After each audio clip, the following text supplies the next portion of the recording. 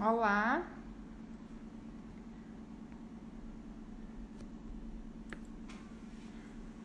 tudo bem?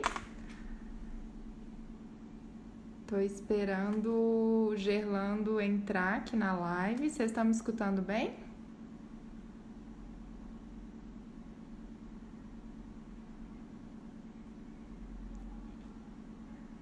Gerlando acabou de entrar, vou solicitar aqui a entrada dele. Vocês conseguem me escutar? Sim? Ok.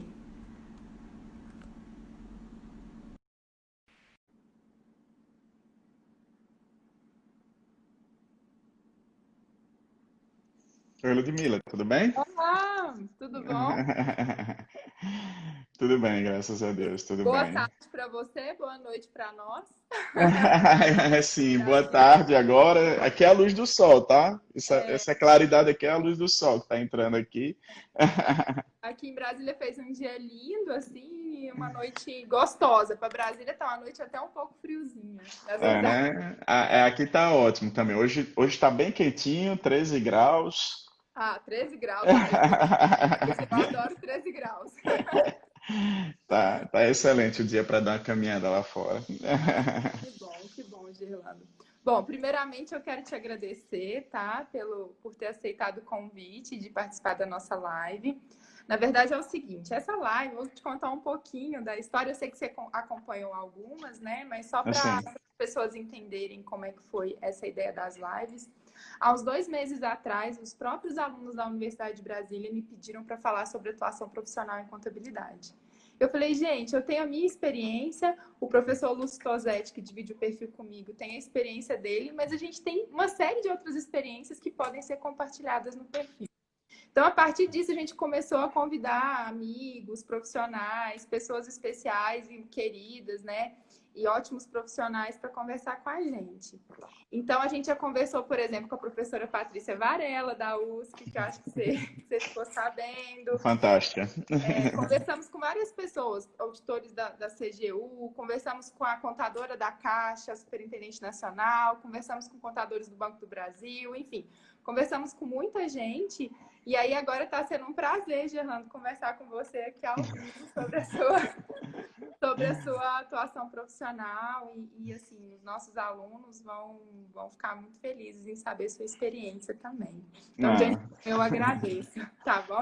muito obrigado, Ludmila. Eu acho que você está de parabéns pelo trabalho que você está fazendo. Desde muito tempo eu também sigo o seu perfil no Instagram e sempre acho muito legal o que você faz pela educação e pelos seus alunos na Universidade de Brasília e agora nacionalmente, né? Obrigada. E principalmente agradecer também ao professor Kassai, lá da Universidade de São Paulo. Com É isso certeza. que teve a ideia também de estarmos juntos.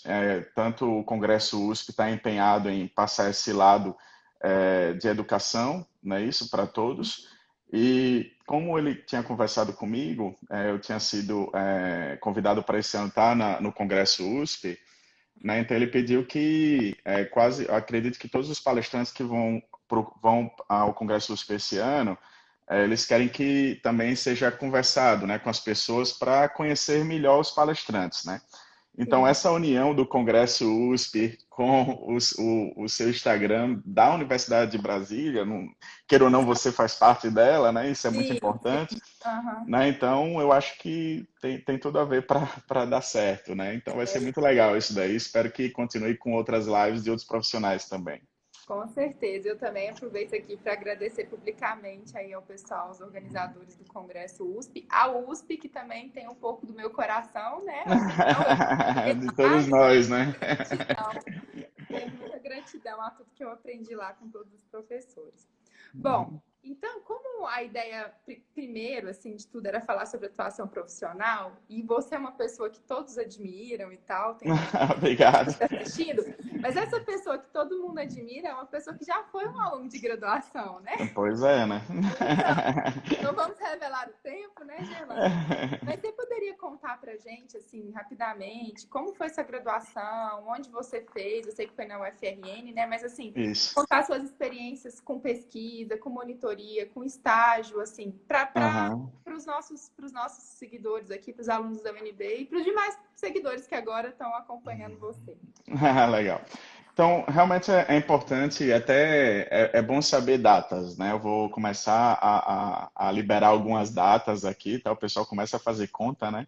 Então, e é bom para comparar o que era antes e o que é hoje em dia, né? Porque as pessoas dizem que há uma dificuldade hoje em dia, mas tudo é relativo. Se você compara alguns anos atrás, você vai ver que o negócio era muito mais difícil.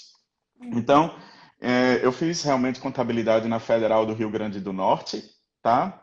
Dá para sentir meu sotaque texano, né? Assim, do United States of Rio Grande do Norte, né?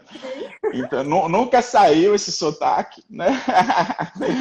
Então, assim, eu fiz a graduação em Ciências Contábeis, de 5 anos de curso, tá? Nunca tinha tido nenhum bolsista de iniciação científica na minha universidade porque não tinha doutores. Então você tinha a vinculação de o bolsista de iniciação científica ser orientado por um doutor e não tinha na época ninguém. Eu acho que o único doutor que tinha, ele tinha saído, tá, da universidade e estava em uma instituição particular lá em Natal. Então, eu tive a sorte, na verdade, de ter meus tios, eles são educadores. Minha mãe faleceu, eu era muito jovem, eu tinha 17 anos e sempre eu tive tias do meu lado, fantásticas, educadoras, que me influenciaram muito a estudar e procurar o mestrado e o doutorado, né? E eu conversando com uma amiga de uma tia minha, que era doutora em pedagogia, doutora em pedagogia, Helena, ela, lá da Universidade Federal do Rio Grande do Norte, ela comentou que, olha, vá atrás de um doutor e vá logo à iniciação científica para um futuro mestrado ou doutorado, que na época, 96, 97, só tinha a Universidade de São Paulo na época, né? E aquilo dali para a gente na graduação, você entrava no curso, você tinha que estudar o curso de graduação com livros dos professores da USP, né? Que eu acho que todos passaram por aquele livro, né? Eu acho que não os que estão estudando hoje, mas... E eu vi, nossa, tem doutores aqui em contabilidade, né? Quando eu vi aquele livro, olha, um dia eu vou estudar naquela escola lá em São Paulo. Então, foi um sonho assim logo de início. Só que o primeiro doutor, que foi o professor José Dionísio, ele só chegou no Rio Grande do Norte, voltando de São Paulo, quando eu estava no 3º ano do curso. Então, quando eu entrei no curso, eu sempre já não tinha, nunca, a nossa família não é tão abastada assim, né? Mas graças a Deus nunca faltou nada. Mas eu precisava ir para um trabalho, eu precisava de alguma coisa. Então, eu fiz estágio em 2 empresas. Na Caixa Econômica Federal, na área de back-office, né? E para mim foi um pouco constrangedor, porque eu percebi que não dava certo ficar atrás de um balcão ou lá dentro batendo cheque com motivo 12 ou 22, né, que não tinha fundo. Então aquilo dali foi horrível para mim. E eu depois fiz um estágio na CAIS Consultores, lá em Natal também, que era de uma empresa de auditoria. Só que eu gostava muito de quando a gente saía do escritório para ir visitar os clientes. Só que eu, como estagiário, quando era que ia fazer isso? Entendeu? Era raro isso. Então eu ficava muito na escrituração. Nossa, eu achei um saco aquilo, Ludmila. Você fazer escrituração, aprendi muito, a parte fiscal, eu fiquei tinindo, fechei a prova de um professor carrasco, que era ex-funcionário da Receita Federal, que era intermediária 2. Então, fiquei ótimo em tributos e CMS. Nossa, CMS eu sabia de cor, né? Só que aquilo dali era muito pesado para mim, né? Não era... Eu percebia que não era ainda o que eu queria, sabe? Então, quando o professor Dionísio voltou da Universidade de São Paulo, eu conversei com ele, né? Ele disse que queria ser pesquisador em iniciação científica com ele. E ele falou que não sabia como era que se conseguiu as bolsas. Aí eu mesmo fui na reitoria, descobri que ele tinha direito a 2 bolsas, né? Então, eu comecei a trabalhar com ele e dali surgiu a vocação de pesquisa e isso daí foi aumentando, né? E logo que eu acabei a graduação, em separado dos meus colegas na UFRN, porque foi mesmo no ano de uma greve. Sim. Então, a greve foram mais de 3 meses, e eu passei na prova da ANPAD, na USP, fiz todo o processo na Universidade de São Paulo, e eu só iria colar grau em maio, Uhum. entendeu? Aí eu falei, ai meu Deus, e agora? Tem que fazer matrícula em fevereiro, né?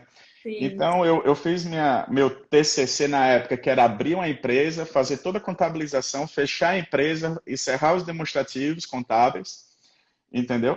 E fiz aquilo tudo em 30 dias e pedi colação em separado, né? Então eu fiz colação de grau. Só que duas coisas, two fun facts, né? Que a gente fala aqui nos Estados Unidos, duas coisas engraçadas. A primeira é que, na verdade, meu primeiro paper não foi com o professor Dionísio de Iniciação Científica, foi com a professora Lieda Amaral, entendeu? Que ela que, na verdade, uma pesquisadora fantástica, né? É uma pessoa que motivadora ao extremo, que eu devo várias coisas a ela.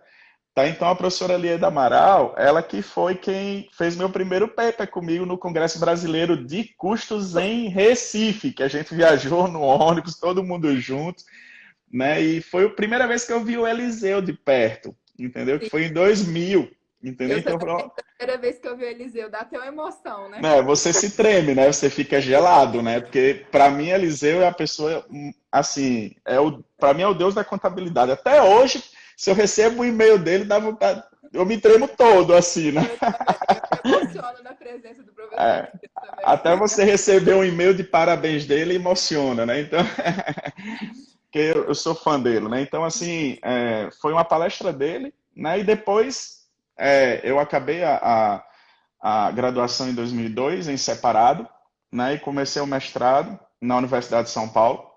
Então fiz todas as provas.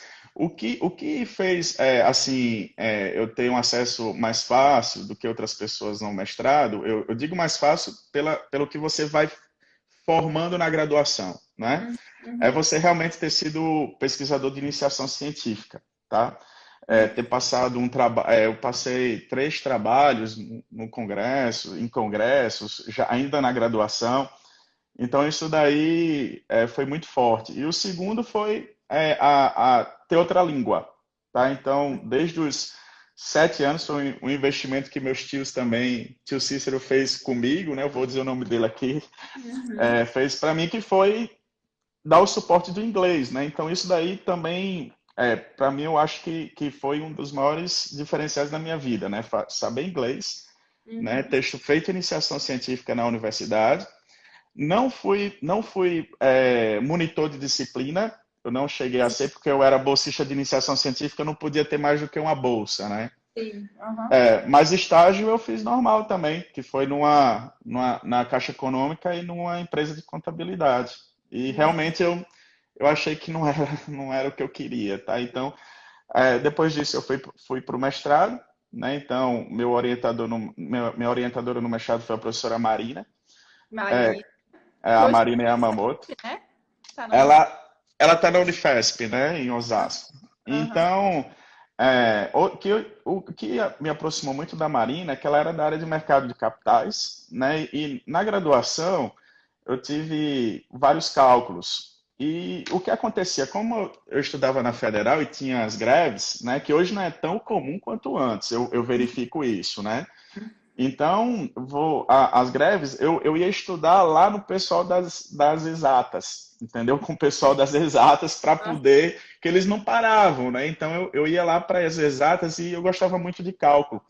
Então, uhum. isso me levou também muito para a área de mercado financeiro e mais para uma aula de pesquisa de archival, né?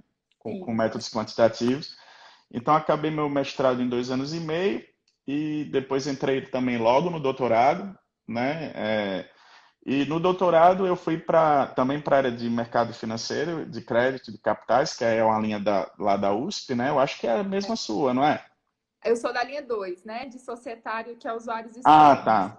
Tá, A sua é da a minha era 3. 3, né? É. É. Uhum. Então, e eu fiquei com uma pessoa também que eu amo de paixão, que era o professor Irã, né? Então ele foi meu orientador e eu acabei meu doutorado em 1 ano e 7 meses, mais ou menos, né? E até hoje eu brinco com o Bruno, né? Que o Bruno era o doutorado mais rápido, que era 1 ano e 9 meses. O meu eu consegui em 1 ano e 7 meses, mas foi sofrimento. Eu acho que era a vontade, Ludmila, de ganhar a primeira vez o terceiro salário. É, Só vivia oxe, de.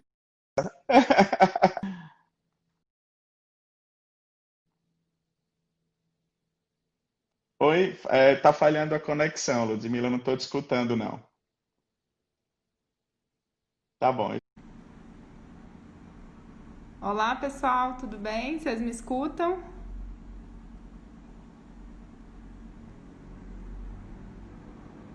Vocês me escutam?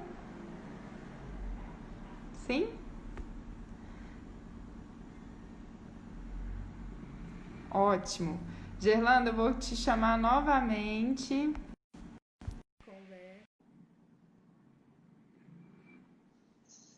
Pronto, acho que Olá. conectou, né? É, o Instagram ele faz isso, sabe? Faz isso. Mas vamos lá, doutorando mais rápido da história. E aí, como que foi, Gerlando? Essa parte eu não acompanhei muito bem na sua carreira. Você terminou o doutorado, mas você fez um sanduíche também, não fez? Você fez o sanduíche na época? Não, na Não. época, não deu tempo. Eu falei, gente, é muito. Mas você foi para Illinois fazer o pós-doc, né?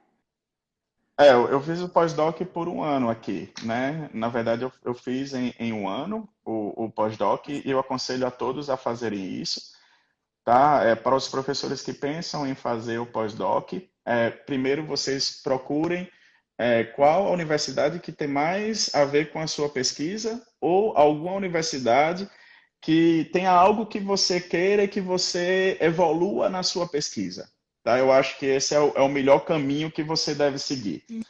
Então, você fazendo esse tipo de busca, entendeu? Você não tem um impacto tão grande como, por exemplo, eu tive, que eu era da área de archival, né, ainda sou, quer dizer, e eu entrei muito na área de experimento aqui na Universidade de Illinois. Tá? E isso foi muito, muito forte, sabe? Em relação, o impacto foi muito forte.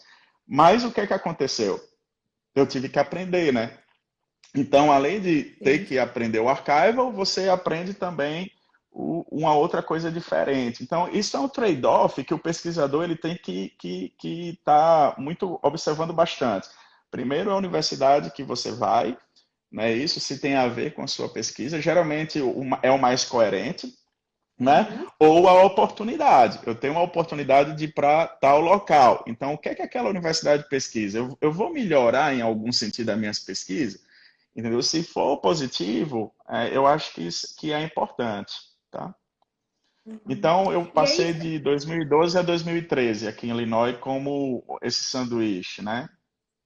isso. E você entrou na USP como professor e chegou até a última carreira da Universidade de São Paulo, porque você foi professor, depois livre docente e chegou à carreira de professor titular, que é a última carreira que existe em uma universidade, né? Que é aquele professor catedrático, né?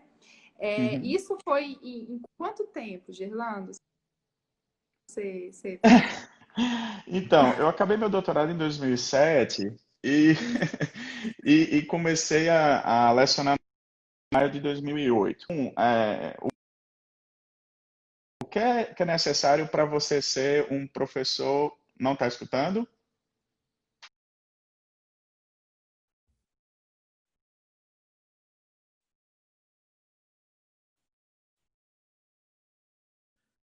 Estou só esperando a Ludmilla entrar, tá?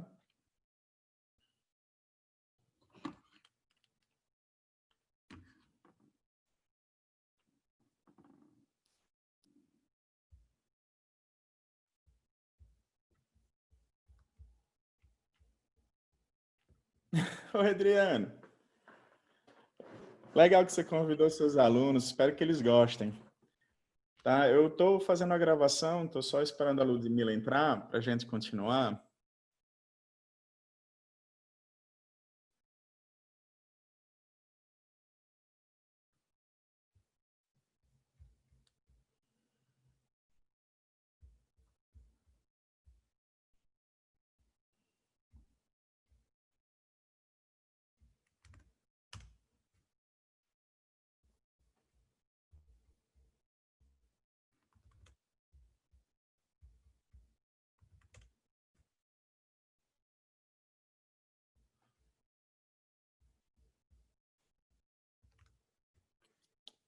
Então, espero que todos estejam entrando. A gente vai utilizar o Zoom, tá? Para conversar, já que o Instagram ele está instável, tá?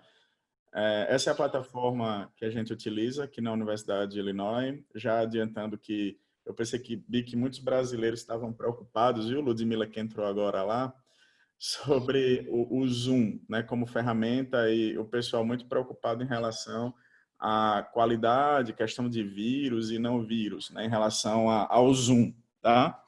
E já adianto que o problema do Zoom, inicialmente, já falando de outra coisa, viu, Ludmila? É que o Zoom, o que se percebeu é que o Zoom ele funciona como um link, tá? Das pessoas entrarem no Zoom e, e qualquer um entrar, vamos dizer dessa forma, né? Então era isso que o pessoal estava vendo como um problema de segurança, tá? E não é, ele não traz vírus para o computador, ele não instala coisas erradas. Se vocês olharem aí em cima tem um linkzinho de segurança, tá? Que a pessoa utiliza. Então, não achem que o Zoom é uma ferramenta que traz problemas de segurança. O que ela traz de insegurança é você entrar, não é isso? Ah, sim, Ludmila, desculpa. Tá vendo? Ó, isso é uma questão de segurança. Eu não deixei ninguém ficar falando, viu? A Ludmila pediu para eu tirar ela do mudo, né? Ótimo, um ótimo exemplo. Então, assim, eu acho que e ele modificou muito esses dias em relação à segurança, tá? Então, as universidades americanas, elas utilizam bastante o Zoom aqui. A Universidade de Illinois, que é onde eu trabalho, ela comprou a conta do Zoom, como outras universidades no Brasil eu já soube que fizeram. Quando eu conversei com o Fábio Fresati, dia 15 de março, tá? Que eu iria para uma banca lá na Universidade de São Paulo, eu já falei para eles, olha, dá uma olhada no nosso plano estratégico para a Covid-19 aqui da universidade, tá? E uma das coisas que a FEA logo fez foi a implantação do Zoom para todos os professores, né? Que eu já a gente já pode ir adiantando o nosso papo, né? Que eu tô Claro, vamos lá. eu tô vendo que na verdade está acontecendo em relação à preparação das escolas, tá? E universidades em geral. O que é que está acontecendo? Eu não gosto muito de dizer que o estudante é um cliente, né? Mas é o que você às vezes tem essa linha de pesquisa, né? Então, assim, eles estão dizendo, eu estou pagando, mas não estou tendo soluções, então eu vou pagar menos. Aqui nos Estados Unidos, por exemplo, está tendo um problema já de associações de estudantes e vários estudantes individualmente já estão processando as escolas e universidades em relação à qualidade do ensino, né? Aqui na nossa faculdade, a Geese College of Business, a gente não teve até agora nenhum problema em relação a questões processuais, né, sobre a questão das aulas, até porque várias aulas já eram dadas normalmente desde 2017 online, tá? Então, desde 2000, quando eu entrei aqui, por exemplo, eu já entrei na participação online.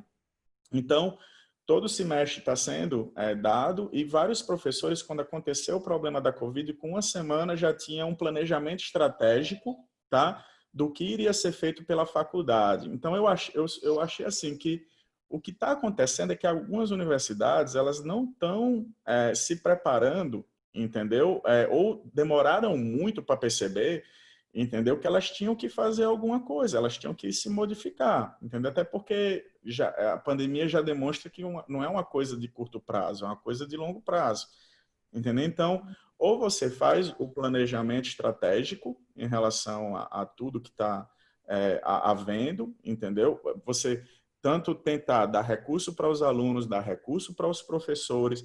Muitos professores não estavam acostumados a isso, muitos alunos também não estão acostumados a isso, nessa questão da educação à distância. E eu acredito, assim, é claro que se você faz uma comparação do que você estava acostumado a fazer para o que agora, é lógico que vai ser uma coisa totalmente difícil, entendeu? De você passar de uma forma de educação de uma para outra, né? Mas se é isso que está acontecendo em relação e a gente precisa manifestar-se de alguma forma, até porque eu acredito que com crises é que a gente consegue se desenvolver mais ainda, tá?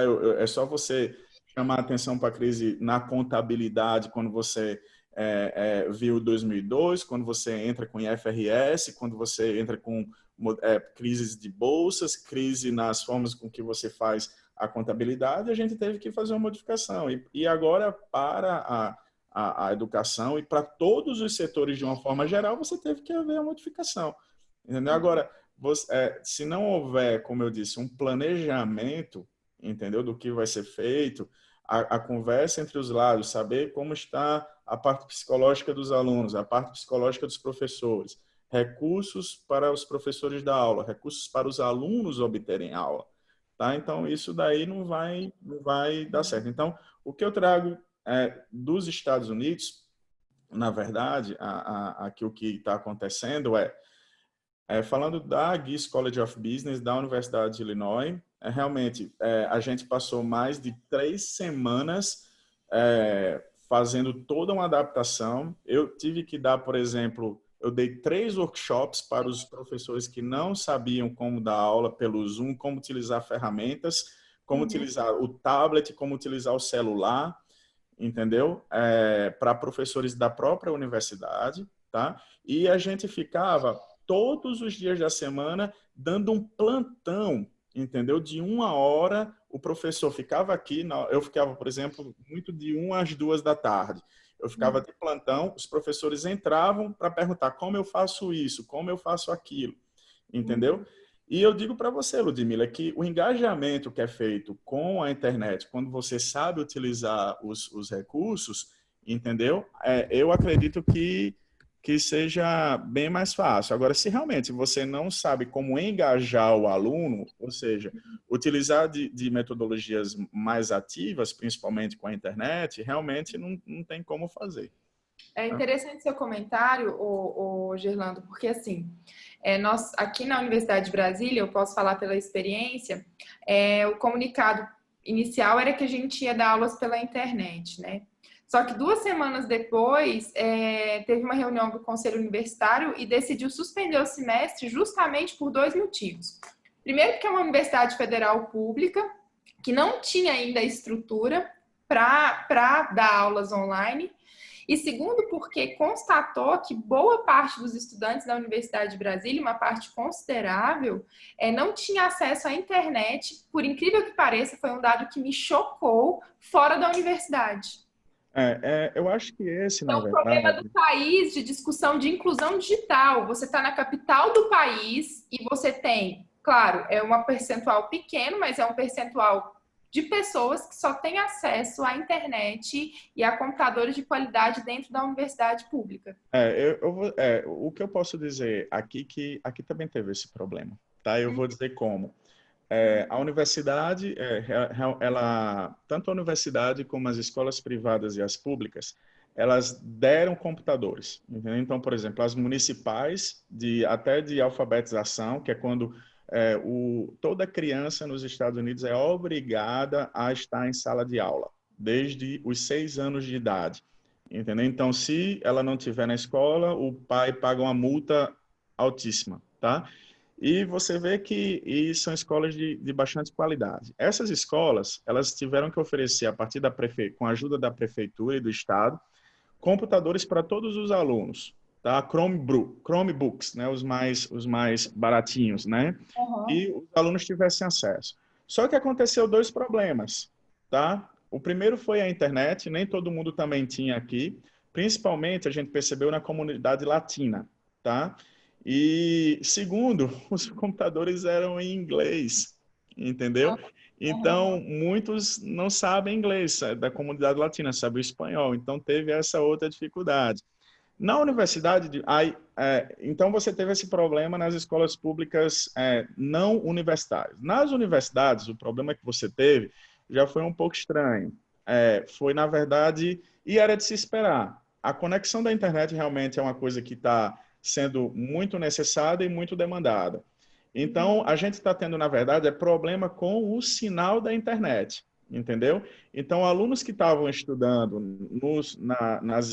nas casas deles ou na própria universidade, porque a universidade continuou com a moradia estudantil, tá? Eles estavam tendo problema, na verdade, com a velocidade, mas nada que eles não pudessem fazer as provas online, entendeu? E enviar os trabalhos, coisas simples, que não precisassem uma interação muito grande.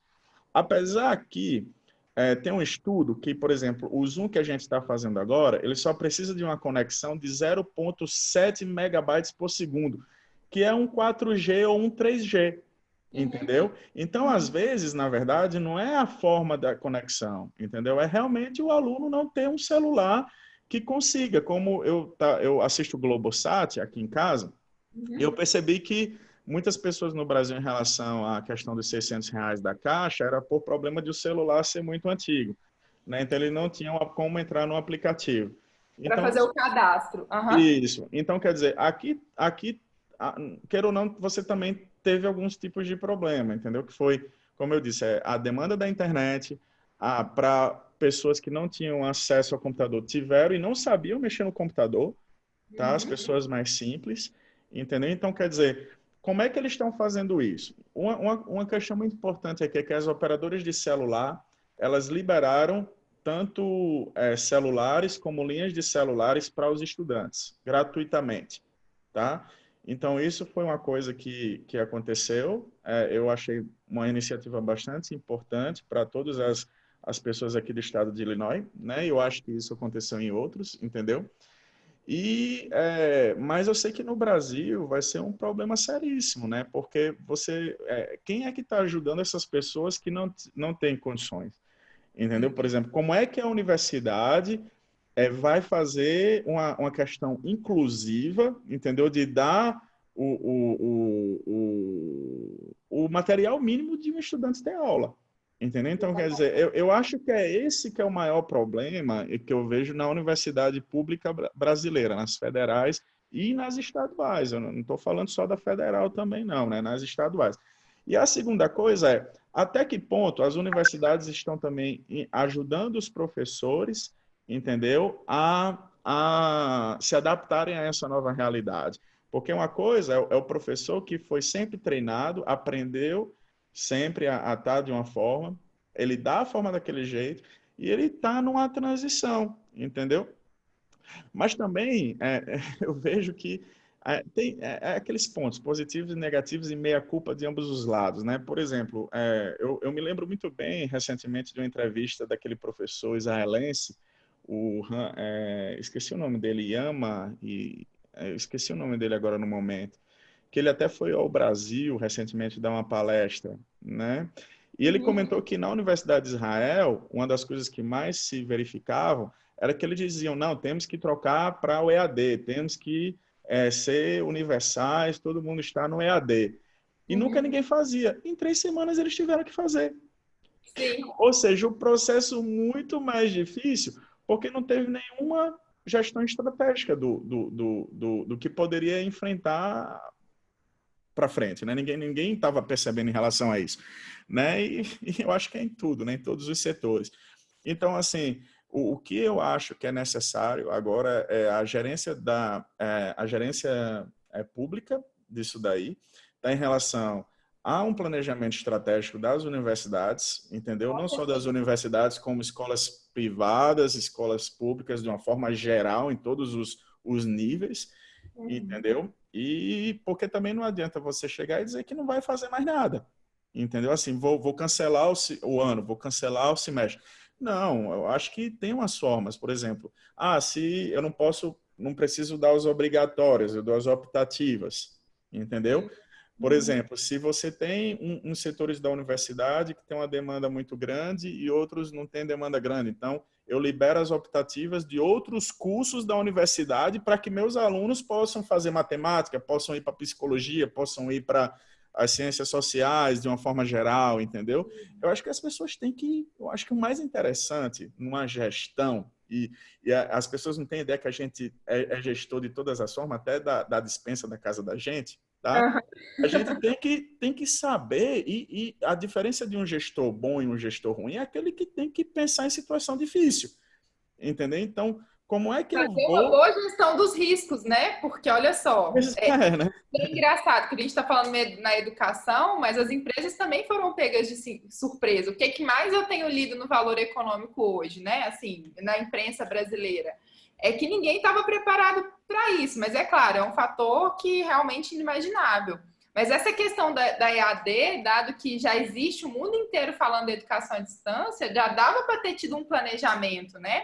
Uhum, isso mesmo. Então, assim, o EAD não é uma coisa nova, entendeu? Assim, é uma coisa... eu, por exemplo, dou aula de EAD e até criei cursos de EAD desde 2008 na FIPECAF. Uhum. Entendeu? Então, dizer, não é uma coisa nova, Não entendeu? é, não é. Mas eu acho que o que faltou muito foi como fazer esse EAD um diferencial, entendeu? Então, o que eu estou percebendo? As escolas que estão entrando no EAD forçadamente, entendeu? E estão indo à internet, vários professores têm... Eu tenho conversado com professores e eu estou vendo dois problemas muito sérios, tá? Assim, muito, muito sérios.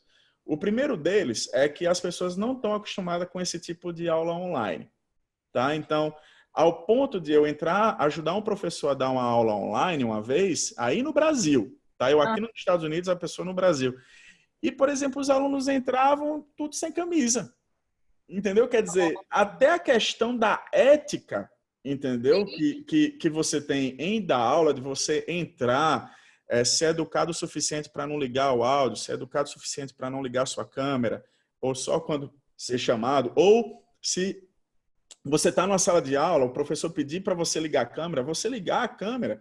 Então, imagina eu dar essa palestra aqui com você, esse nosso bate-papo, eu com minha câmera desligada. Entendeu? pois Quer é. dizer, não tem sentido, né? Uhum. E as outras é o professor, a outra questão é o professor aprender como dar uma aula que engaje da mesma forma que seja daquela de você estar lá na sala, olhar no aluno, chegar lá nele, no olho dele e dizer, ei, acorda, entendeu? Então, Uhum. assim, é dessas formas que a gente consegue fazer, né? Então, assim, não é uma coisa que você aprende de uma hora para outra. Por isso que eu falei de a questão do planejamento estratégico ser tão importante, entendeu? De você treinar os professores, dar workshop para eles, entendeu? Verificar qual a necessidade de cada um, porque a mesma necessidade de um professor não é igual a outra, outro Uhum. professor. Uma das coisas, por exemplo, que eu percebi aqui que foi uma das maiores questões é como serão as provas sem você baixar o nível. Sim, manter a qualidade, que é uma Manter a discussão que tem qualidade. e Aqui, por exemplo, o que foi percebido foram duas formas, já adiantando essa questão da prova, né? Uma delas foi você utilizar um programa chamado Proctório, tá? Esse programa Proctório, ele funciona até X alunos gratuitamente, ou a universidade ela pode comprar o Proctório, tá? Proctório se escreve, se lembra de proctologista, né? Proctório, né? R-I-O no final. Né? Então, eu dei uma testada nesse software, eu achei ele até um pouco muito intruso no computador das pessoas, tá? Ele realmente ele entra no seu computador, não deixa, por exemplo, o aluno ir em qualquer outra página que não seja a da prova online, uhum. entendeu? E qualquer coisa, se o aluno muda a visão, ele percebe, ele fala para você que o aluno está colando, tá? Não, Então, você não pode pegar no celular, você não pode, se você pegar no celular, mostrar do que você está no celular. Se você fala com alguém do lado, mostra que o seu lábio está mexendo. Então, o programa é um inferno para os alunos, não, né? e cabe até discussões jurídicas, né, de privacidade, segurança cibernética, mas realmente. Então, assim, a graduação daqui da faculdade, ela está usando o Proctorium. Uhum. Eu dou aula para MBAs, tá aqui o mestrado profissional em administração, já dizendo para todo mundo no Brasil que MBA aqui é totalmente diferente, tá? MBA, por exemplo, MBA para Business Administration, para administração, né? MSA é para contabilidade, né? MSF é para mestrado em finanças, né? Então, se você falar para um aluno de contabilidade que ele é um MBA, ele dá um troço aqui, entendeu? Não pode. Então, assim, para os MBAs, a gente está um pouco diferente. Como são mais adultos, entendeu? Então, tem uma noção de responsabilidade, às vezes, maior, às vezes, tá? Porque quando vai para trás da cadeira de aluno, tudo é criança, né? Até a gente também, né? Então, assim, as provas... então, assim, as provas, por exemplo, eu estou fazendo por Zoom. O aluno, ele fica do outro lado, fazendo comigo por Zoom, todos no mudo, né? Eles podem ligar ou não a câmera, eu deixei isso liberdade, entendeu? E entre eles não pode usar o WhatsApp, não pode usar, e eles são muito conscientes disso. Eu, por exemplo, tive uma classe que um aluno falou, olha, um aluno está pedindo para mim tal coisa e entrou num processo de código de ética, tá? Mas aí é uma questão cultural também, né? É cultural, é cultural. Sim. O brasileiro talvez não fizesse isso, mas eles não são tão diferentes, né? A gente pode conversar sobre isso depois. Não, esse é um outro ponto que eu quero conversar com você. Então, sobre o Proctório, realmente, eles não gostaram do Proctório porque achou muito invasivo, entendeu? Em relação a esse software, né? E sobre então, a gente faz por Zoom e eu fico online, fico com minha câmera e eles falam comigo por chat caso tenham dúvidas na prova. E a prova, ela realmente... você tem que usar códigos de cada aluno, né? O que a gente já faz aí no Brasil, sem nem precisar fazer online, né? E você utiliza a câmera ou não. Eu pedi que não utilizasse a câmera, deixasse eles o mais à vontade possível. E olha, teve uma curva de nota, tá? Teve uma curva normal, entendeu? Uma curva ABC, o que é muito normal aqui nos Estados Unidos, a gente dividir as notas por curva, tá? Isso em todos os cursos, não é só em contabilidade. E funcionou normal, Ludmila, não teve nenhum problema em relação a isso não, tá? Mas uma das ferramentas que estão sendo muito utilizadas aqui é o Proctório e... Sorry. Desculpa. E outra é Dr. Proc, entendeu? Porque... Dr. Proc. porque o verbo proctor, vamos dizer assim, é fiscalizar, entendeu? Aqui nos Estados Unidos. Então, proctório é tipo um fiscal, entendeu? Que está fazendo isso daí. Tá. Não, é de São Paulo, nada de nome sugestivo. Ele botou lá no chat o nome sugestivo. O Edson colocou. Nada de nome do sugestivo, não, tá? Vocês podem usar o chat, tá, pessoal, para fazer perguntas. Então, eu vi até um comentário aqui sobre a etiqueta e ética no não presencial, né? Que a professora Tânia lá da UFES, beijão pessoal da UFES, tá? Colocou aí. Realmente, a questão ética e a etiqueta para o online, as pessoas também realmente não estão acostumadas. Entendeu? E eles acham que estão na casa deles, entendeu? Então, pode fazer tudo que você Pode fazer imaginar. o que quiser. Mas não é bem assim não, tá? Então, realmente é outra coisa que as pessoas vão ter que se acostumar recentemente a fazer, tá bom, Ludmila? Então, era isso daí. Muito legal esse aspecto que você colocou em relação ao ensino à distância, porque as diferenças de cultura, diferenças econômicas, de desenvolvimento educacional ficaram muito claras com essa Covid-19 na educação, né? A diferença entre os países, o preparo, porque até mesmo as universidades privadas aqui no Brasil, elas não estavam preparadas para essa demanda. Viu? Então, isso é uma coisa para a gente refletir, para a gente pesquisar, né? Enquanto professores, pesquisadores, como cidadãos, né? Porque esse Covid-19 ele veio para a gente refletir várias coisas pessoais, mas institucionais, sabe? De cidadania, com certeza.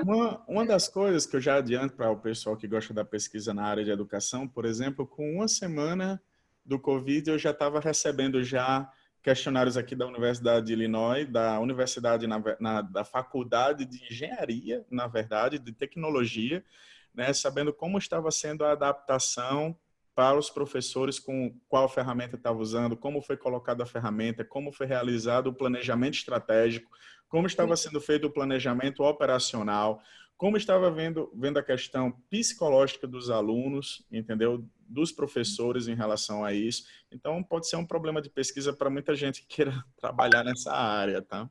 Na área de educação. E, Gerando, falando aí então dos alunos, né, dessa diferença cultural de alunos, de nível educacional, enfim, tudo, vamos assim, bom, você foi professor da Universidade de São Paulo, Universidade Brasileira, e agora é professor de uma universidade americana. Então, você tem alunos de business, né? Você teve a oportunidade de ter, e aí, alunos no Brasil, brasileiros e americanos. Você percebe alguma diferença? Qual que é o perfil do americano que cursa ciências contábeis aí? Entendeu? Eu, Você eu pode... vou, eu, eu vou, na verdade, aumentar um pouco, tá? Isso, eu aumento Sua tudo. pergunta, né? Responder de um modo mais geral ainda. Porque, na verdade, quando eu vim para cá, eu já adianto para muitos profissionais que queiram vir para cá, tá? Para os Estados Unidos, uma das maiores aberturas é você vir como aluno, tá? Por que isso? Porque, por exemplo, no mestrado profissional em contabilidade, eu tenho geralmente 150 alunos da China, tá? Todo ano eles entram no verão, não vão entrar agora porque a universidade não vai ter aula presencial, então eles cancelaram as disciplinas para os alunos chineses. Tá? Então, eu geralmente recebo 150 alunos no mestrado em contabilidade e eu dou aula também no mestrado em tecnologia da informação, né, na área de gerencial também, de administração, que são, vamos dizer que 90 a 80% são indianos, tá? E você tem os alunos americanos, né, assim, no meio de todo mundo que vão para outras linhas, né? Então, eu vou dizer para você que o aluno brasileiro, para mim, que eu também só tenho uma experiência mais da Universidade de São Paulo, né? Eu não Aham. tenho de outras universidades. Tá?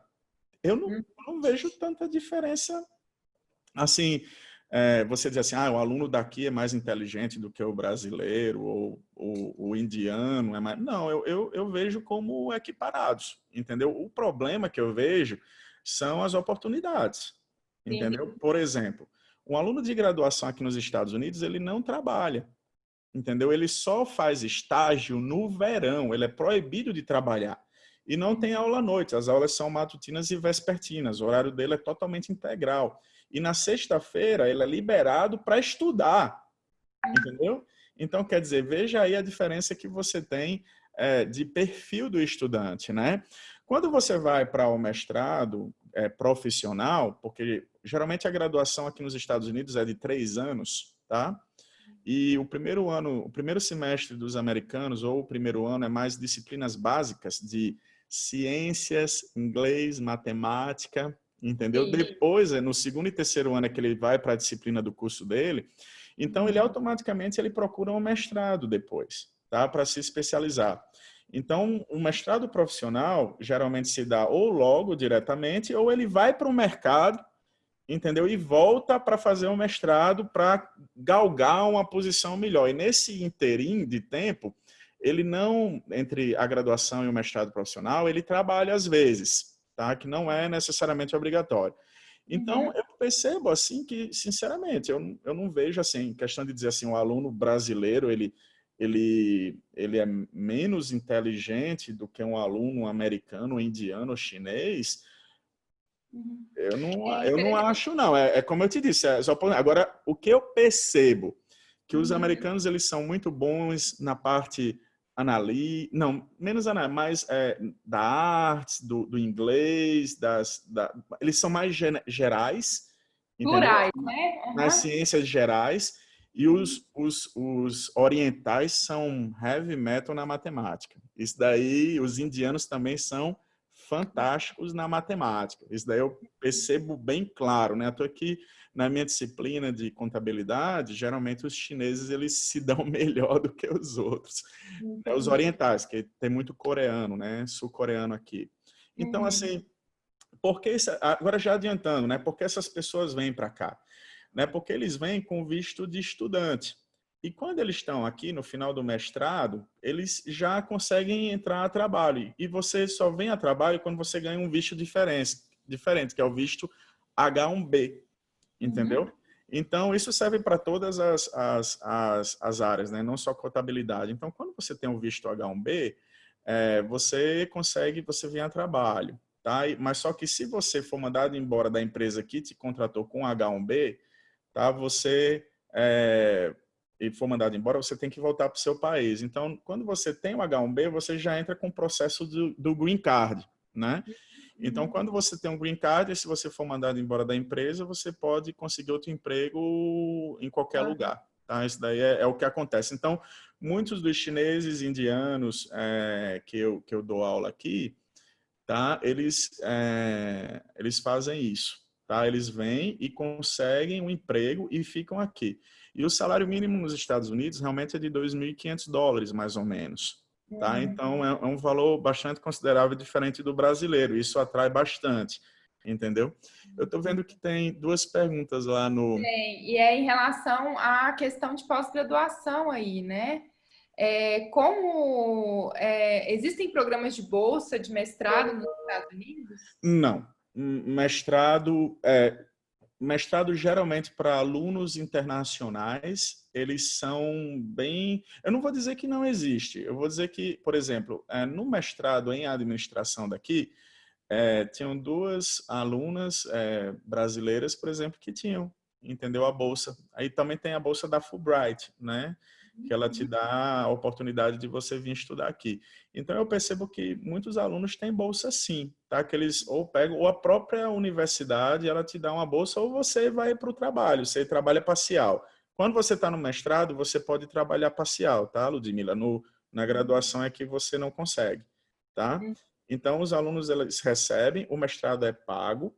Então, às vezes, na verdade, a bolsa realmente é o valor do que você pagaria para a Você universidade. pagaria para a universidade, né? É isso, entendeu? Ou às vezes é assim, 70% do tuition, que ele fala que é E todas as universidades públicas e privadas nos Estados Unidos, elas são pagas, tá? É bom deixar isso também bem claro, entendeu? É. Aqui em Illinois, o que é bom é a taxa de empregabilidade, por isso que muita gente procura o mestrado profissional daqui. Então, se você acabou a graduação aí no Brasil e queira fazer o mestrado aqui, você vai fazer uma entrevista, tá? Que acontece geralmente em dezembro para janeiro, entendeu? Manda seu currículo, eles analisam, entendeu? Eu acho que devem perguntar por questões financeiras, né? E você entra aqui na universidade, faz o mestrado em um a 2 anos, tá? E no final a taxa de empregabilidade é de 98%, por exemplo, tá? Mas isso eu estou falando aqui porque eu conheço os dados daqui, né? Na contabilidade, geralmente o pessoal da contabilidade aqui, eles vão para as Big Fours, tá? Trabalhar em Chicago, Flórida, Nova York, tá? Que o salário geralmente, eu já posso adiantar, é inicial de uns $100.000 por ano, tá? Esse o salário aqui nos Estados Unidos, ele é dado por ano, né? Igual no Brasil que é por mês, tá? Então o salário anual nos Estados Unidos para um aluno que acabou o mestrado, vai para uma Big Four, saindo aqui de Illinois, tá? Da Geese College of Business é uns $100.000, tá? Tem algumas perguntas aqui que eu acho que é importante a gente fazer agora, em relação a possível fazer o pós-doc é pago. E aí eu quero estender essa pergunta, Gerlando, até pela sua própria experiência, porque você fez sanduíche aí, né? Assim, você fez pós-doc e tem vários alunos que você recebeu da Universidade de São Paulo no sanduíche. Foi pago? Como é que é? Tem muita gente que tem essa dúvida. Assim, na graduação, precisa que a universidade daqui dos Estados Unidos, ela tenha um convênio com a universidade brasileira, tá? E geralmente tem muitos problemas em relação a esses convênios. Você consegue, como chefe de departamento também da USP, quando eu fui, Eu estava lá nessa época. dá para ter uma ideia de dizer, né? Porque a gente queria muito fazer conexões entre as universidades no Brasil com as exteriores. As faculdades europeias é facílimo, tá? Porque a maioria das europeias você não paga, né? E se paga é um valor muito mínimo e eles liberam. E os europeus gostam muito do Brasil, então tem aquele negócio, se eu mando aluno, eu tenho que receber também daquela outra universidade. Como você, aqui nos Estados Unidos, você não tem essa mesma visão, porque como tudo é pago aqui e você tem público no Brasil, eles acham que é errado trazer um aluno sem pagar nada e mandar um aluno que continua pagando a universidade daqui para uma universidade que é gratuita. Então, essa é a primeira barreira para a área da graduação. Eu estou falando graduação. Mas o que é que acontece? Às vezes as universidades acabam, depois de uma conversa muito longa com o reitor, com o diretor, depois de uns 2 anos de conversa, você libera esse tipo de coisa. O que acontece também, para você ter uma ideia, eu me lembro de uma universidade que foi querer fazer um agreement, que é como a gente chama esse documento, né, com a USP, e a USP tinha que pagar um seguro entendeu? Que era altíssimo valor. Entendeu? Então, como é que a gente fez para tirar esse seguro? Quer dizer, também foi uma conversa entre os professores da FEA USP com a universidade para que tirasse isso do agreement, desse contrato. Então, assim, graduação. Já aqui, como professor daqui, eu tentei fazer muito conexões com Colômbia, Chile e Peru, se não me engano, com colegas da América Latina para trazerem alunos para cá. E a universidade daqui, ela tinha um problema muito sério, porque ela tem que o aluno tem que ter uma demanda dos dois lados. O aluno tem que ir como o aluno tem que ter aluno vindo, né? E isso daí não deu certo, porque você tem um problema temporal. As aulas aqui, o primeiro semestre começa final de agosto, 28 de agosto até 17 de dezembro, tá? Sim. E o segundo semestre começa dia 6 de janeiro e vai até agora, 15 de maio. Entendeu? Então, você tem um problema temporal. Se eu mando meu aluno em fevereiro e que fica até junho, de maio até julho, eles vão tentar trabalhar, vão para os estágios aqui, entendeu? Então, o aluno que vai para a América Latina, ele perde o estágio. Entendeu? Então você tem esse problema temporal. Por isso que as universidades americanas não criaram a demanda para o Brasil. Você cria mais uma demanda americana para a Europa porque o calendário acadêmico é o mesmo, entendeu? Até pelas estações, né? Enfim, Isso. Então você tem esse outro problema também para aluno ir e voltar da graduação, tá? Mas não é contínuo isso. Por isso que você tem esse problema. Acho que tem algumas outras perguntas lá no chat, né? Tem. O Bom, pós-doc não é pago, tá? Mas aí que tá. O pós-doc, tenham cuidado com essa questão do pós-doc, porque para algumas universidades americanas não fala pós-doc, fala professor visitante apenas. A gente que no Brasil, se a pessoa saiu, vai até para a praia, é pós-doc, né? Aqui nos Estados Unidos, não. Aqui tem dois programas. Tem o pós-doc, realmente, que você faz disciplina e tem que fazer prova, tem que fazer alguma coisa, tá? E tem o professor visiting scholar, né? Visiting faculty, alguma coisa assim, que você vai, né? Isso e fica sendo professor visitante, tá? Então, é isso que acontece quando você tem esse tipo de diferença, tá bom? Então, falando verdades aqui na nossa live. mas não é pago, tá? Isso não é pago. Na verdade, tem uma questãozinha. Aqui em Illinois, por exemplo, se você assiste a disciplina como professor visitante, na verdade, você paga $15. Isso daqui é uma regulamentação da universidade, tá? Legal. Então, isso assim. Geraldo, tem uma pergunta aqui que eu acho bastante interessante. Tem várias aqui em relação ao doutorado aí em Illinois, se é pago ou não, né? Que a gente falou do mestrado. Eu já adianto que a maioria dos cursos da universidade, americanas de uma forma geral, o doutoramento não é pago. O aluno, na verdade, recebe até bolsa, entendeu? Para ser doutorando, tá? O problema é que, por exemplo, aí a gente fica pasmo quando fala isso. Aqui só entram mais ou menos de 2 a 3 doutorandos por ano. 2 a 3 alunos por ano, tá? Para ser aluno do doutorado. E eles recebem mais ou menos um salário mensal, aí dá para dizer que é mensal, de $6.000, tá? Meu Deus, quantas diferenças, não é mesmo? Agora sim, eles se matam de estudar. Mas aí é que tá, você tem que ver a ideia e o planejamento. Eu quero formar um cara muito bom em pesquisa, entendeu? Que realmente seja top na pesquisa, eu vou querer que esse cara trabalhe, entendeu? Não Claro vou que não, querer ele que tem esse que se cara dedicar a trabalhe, isso, né? né? Então, ele tem que estar engajado. E outra, a questão financeira é uma questão muito importante. Já pensou, tá preocupado se eu vou pagar ou não meu aluguel do mês, entendeu? Se eu vou comer melhor, se eu vou comer pior, se eu vou comer no bandejão lá da USP que era R$2, entendeu? Ou se eu não vou pagar o banco. Eu não posso deixar o cara preocupado se eu quero que ele seja o melhor. Então, eu dou uma bolsa para ele de $6.000 por mês, para ele ser o melhor aluno, e eu vou cobrar dele. Se eu vou. Essa é a diferença que eu também vejo, tá? Legal. Tem uma pergunta aqui, a gente fala da pós-graduação, depois eu quero voltar a conversar com você sobre a Graduação. graduação e Tá, a certificação em contabilidade. tá bom. Estou perguntando aqui se o salário de quem trabalha meio período, quando vai aí, é suficiente para manter e pagar o mestrado, para se manter e pagar o mestrado. Isso é relativo, tá? Eu vejo trabalhos que dá para você pagar, com outros que você ainda tem que ter uma poupança, tá? Uhum. É claro que enquanto mais poupança você tem, né?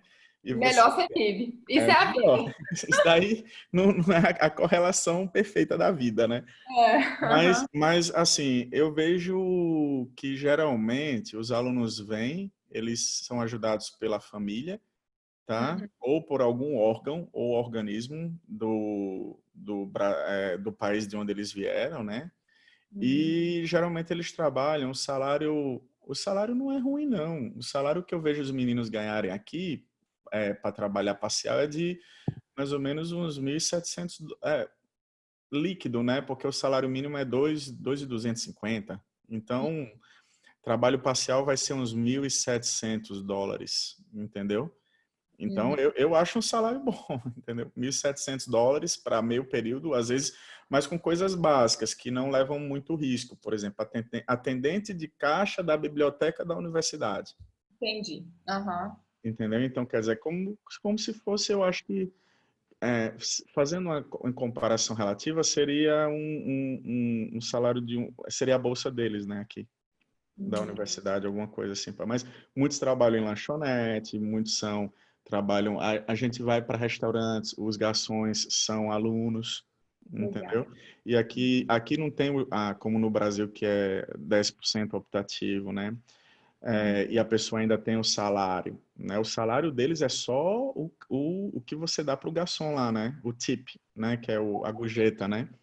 Então, geralmente, 15% vai para ele. Então, eles te tratam super bem, ou até às vezes mal, né? No restaurante, pensando na gorjeta, né? Porque eles não têm salário, tá? Entendi. Tem uma pergunta aqui, ainda na pós-graduação, em relação a pesquisas no setor público. Como que é isso em Illinois? Nossa, Ô, Glauber, você foi mesmo no meu calcanhar, né? O setor, na linha de setor público, aqui, o que aconteceu, aqui a faculdade, o nosso departamento de contabilidade, ele não é tão forte na linha pública, né? Eu acho que até conversei com a professora Amari, aí da UNB, né?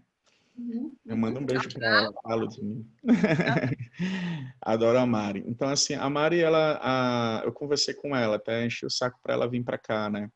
Então, assim, ela é da área pública. Então, conversando, até a gente, com outro colega, eu acho que foi ou a Brooke, ou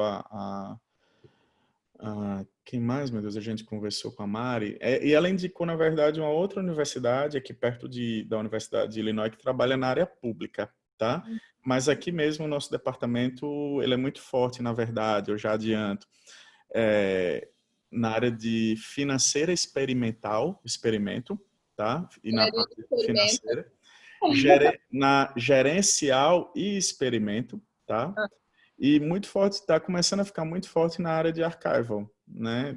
Também na área financeira, tá? Mas as pesquisas que envolvem principalmente a parte de psicologia, entendeu? É muito forte aqui nesse departamento. A área pública não teria, entendeu?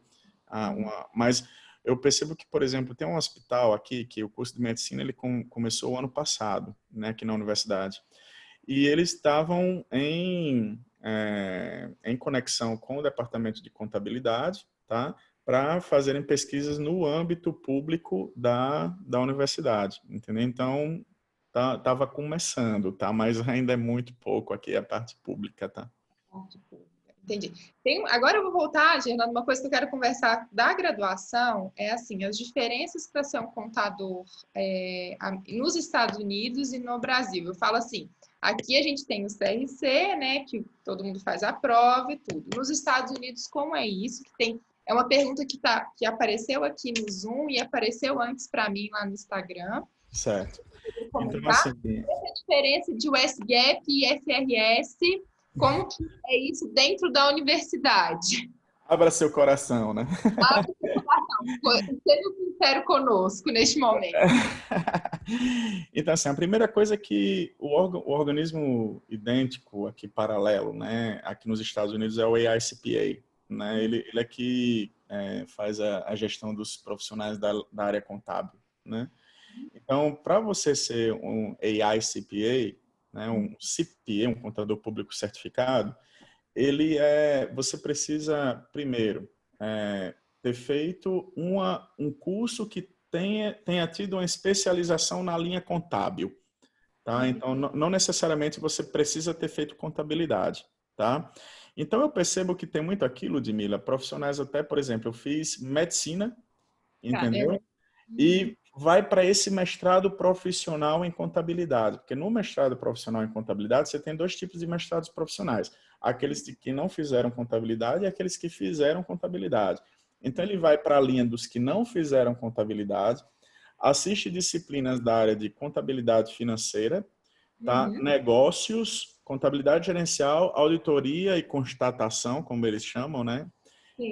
E perícia, tá? Fazem 5 disciplinas e eles têm que provar também que eles trabalham de alguma forma na linha de contabilidade, ou numa empresa, ou na empresa que eles trabalham como gestor, ou se o cara é de um comitê de administração de uma empresa que está ligado à contabilidade, entendeu?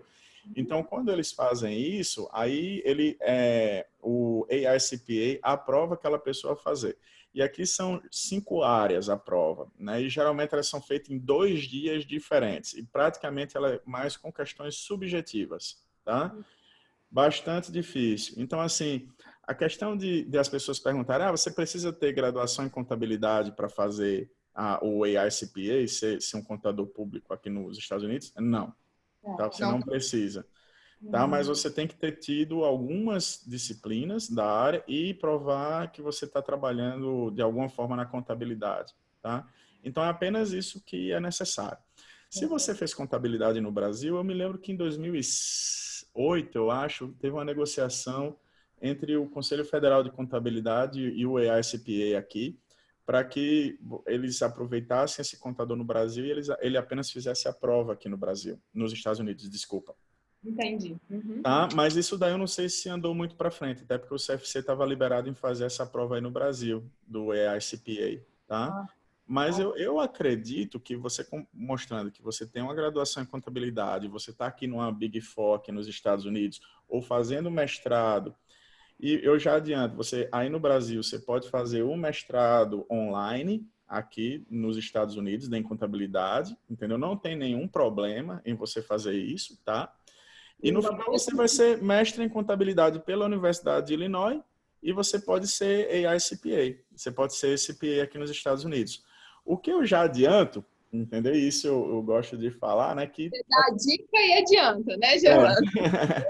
é que aqui você provavelmente tem um mestrado em conjunto, né? A Universidade de Brasília com a Universidade de Illinois, tá? No mestrado profissional em EAD, tá? Que isso vai ser fantástico, né? Porque o problema que você tem é que se você faz o mestrado aqui de Illinois, ele consequentemente, eu garanto, se você só fizer da forma como ele é hoje, você não vai conseguir aprovar o seu diploma aí no Brasil, porque no mestrado aqui profissional não tem dissertação de mestrado, tá? Não tem trabalho de conclusão. O mestrado no exterior ele precisa ser revalidado, né, por uma universidade brasileira, né? Isso, Só isso. para contar essa novidade. Explicar melhor, né? Então, assim, como provavelmente saia, entendeu? Essa ligação entre a Universidade de Brasília e a Universidade de Illinois, e eu estou torcendo por isso, pelo bem do Brasil, Eu também, entendeu? eu estou representando os meus colegas da Universidade de Brasília, estou torcendo muito para isso também. Manda um abraço para o Paulo, por mim, Paulo Lustosa, que está trabalhando tanto em relação a Mari, também trabalhou muito. Né, isso, então, assim, eu acho que aí você consegue fazer as disciplinas daqui, ter o diploma daqui e, ao mesmo tempo, ter o diploma no Brasil para validar no Brasil. Só que se você só pensa aqui, você pode adiantar enquanto o mestrado da UNB não sai com Illinois, né? Você pode, daí do Brasil, fazer o mestrado aqui. Já em relação a pós-doc em EAD, Isso, que é não. uma pergunta. Michele, esquece isso, não vai sair não. Até Mas porque é uma experiência também, né? é isso que quer dizer, tem muita questão da experiência. Como também o doutorado, né? Assim, a único lugar no mundo que eu vi ter doutorado online foi no Brasil, né? Porque se você fala doutorado aqui nos Estados Unidos online, como assim? Eu não estou entendendo. Como é que eu posso formar um doutor que está trabalhando, entendeu? Assim, numa empresa que não é simples, né?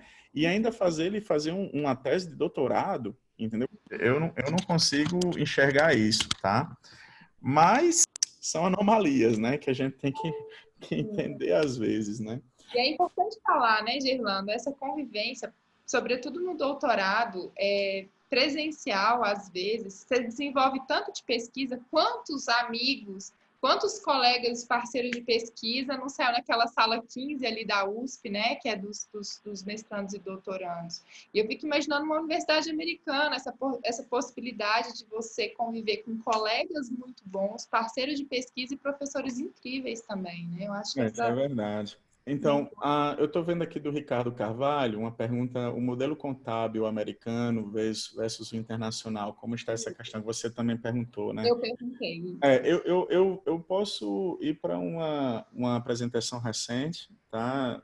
De uma professora, poxa, esqueci o nome dela, ela é do board, ela é do IAR, que é Instituto de Educação Contábil Internacional, né? E ela é desse IAR num board no FASB, para fazer a integração entre o IFRS e o SGAP.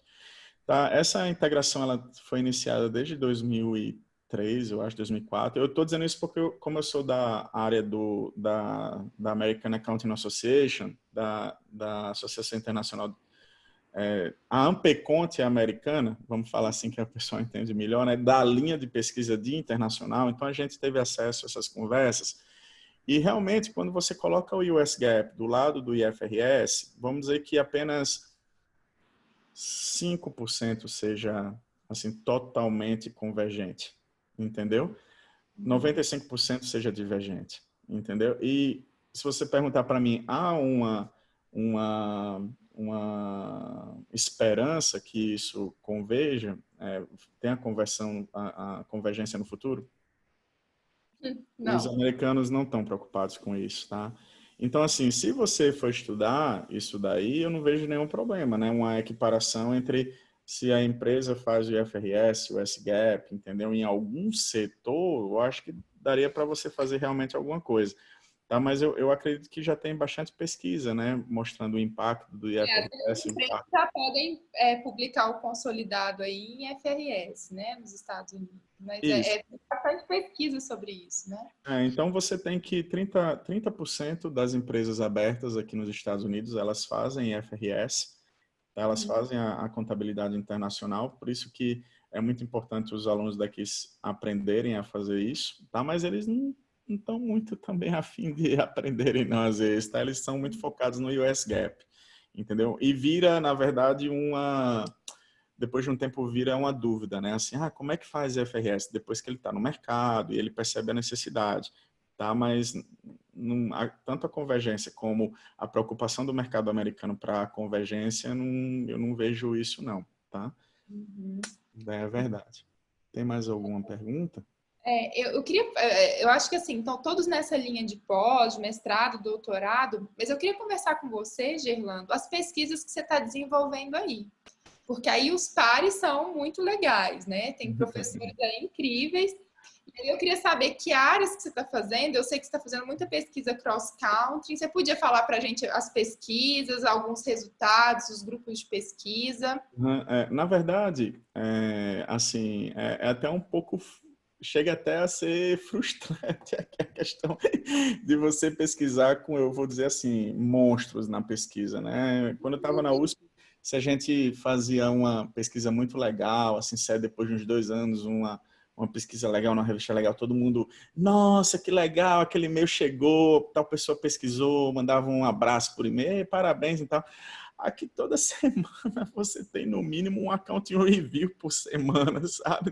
Tem um accounting review por semana, galera. Então, assim, é meio que, poxa, você fica até um pouco frustrado, sabe, assim, em relação a isso. Mas, realmente, trabalhar com pesquisadores fantásticos é muito bom, as ideias que eles têm, o tino de pesquisa, e realmente você vê que quando o ambiente realmente forma as pessoas, entendeu? Se você está num ambiente de pesquisa onde o desenvolvimento é muito forte, você tem uma tendência a ir, a seguir a isso, né? Eu tenho mais investido na área de educação, entendeu? Legal. Mas mais na área de educação de dar aula e ajudando aqui a universidade, a preparação de aulas e novas disciplinas. Então, eu tenho fugido um pouco da parte de pesquisa, mas a pesquisa que eu ainda continuo ainda é muito voltada realmente para cross-country, né? Ainda para mudanças e diferenças entre principalmente IFRS, entendeu? E cultura e eu tentei muito e eu fiquei muito desde quando eu vim como professor visitante antes, eu fiquei muito conectado com a parte de personalidade, né? Isso que eu fui... Perguntar sobre as pesquisas sobre Dark Trade que você andou fazendo, várias Isso. publicações. Na verdade, assim, é outra diferença que você tem muito grande entre o Brasil e os Estados Unidos. Eu acho que uma das universidades que até tentou tirar isso um pouco foi a Universidade de São Paulo, colocando a questão de as disciplinas de workshops de pesquisa, né? Que quando você está aqui, por exemplo, você está no Brasil. No Brasil, você fica esperando sair um accounting review, né? Para você ver o que é que tem de novo, né? Só que aquela pesquisa que saiu na accounting review agora, ela no mínimo tem 3 anos anteriores de pesquisa falando sobre aquilo. Com certeza. E ela já rodou aqui, Gerlando. já rodou em todas as faculdades como workshop antes de ir para a revista. Então você tem um delay aí muito grande que você vê. E se as universidades brasileiras na pós-graduação não repensarem isso também, por exemplo, eu estou lá em Brasília e eu faço uma live com os doutorandos da Universidade de São Paulo, por exemplo, entendeu? Falando sobre minha pesquisa, isso vai ajudar ambas as universidades, entendeu? Concordo plenamente. Entendeu? A FUCAP está trabalhando com a Unicinos, a FURB está trabalhando com a UFRN. Entendeu? Eu acho que precisa ter essa... Eu não vejo, na verdade, nenhuma barreira em relação a isso. Eu acho que, às vezes, as pessoas até inventam da cabeça que há uma barreira entre as universidades, entendeu? Eu acho muito pelo contrário. Eu acho que a gente tinha que aproveitar essa facilidade da internet, fazer workshops entre programas de pós-graduação no Brasil, com outros programas internacionais. Com certeza. Então, assim, eu acho que precisava ter essa questão. Então, assim, eu ainda estou pesquisando, ainda tenho uma orientanda na Universidade de São Paulo, tá, Renata, e a Renata Braga. Então, assim, ela ainda tem um orientando. Uma perda muito grande na pesquisa foi o Alan, né, que a gente pesquisava bastante, realmente, e foi uma perda muito grande. Até hoje eu não acredito. Ainda tem pesquisa dele saindo, né?